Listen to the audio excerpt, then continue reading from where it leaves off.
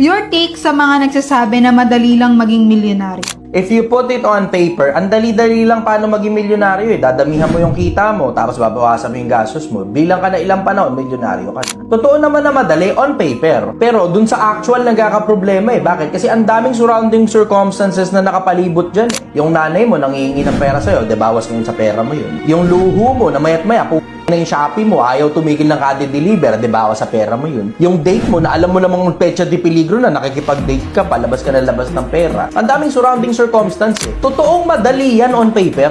Nagkakaproblema lang pag actual na. Pag naayos mo yung actual, tignan mo, mas masarap maging milyonaryo, yung totoong milyonaryo ka, na nagpapanggap kang mahirap, kaysa yung nagyayaman-yamanan ka, tapos pag tinignan yung bangko mo, wala naman palang laman, negative ka pa. Hanggang sa dulo, mananatili pa rin akong sumasagot ng mga tanong. Mananatili akong hindi interesado sa politika. Mananatili akong hindi interesado sa pera. Mananatili akong hindi interesado sa kasikatan, sa kayamanan, sa kapangyarihan, sa katanyagan. Mananatili pa rin akong sumasagot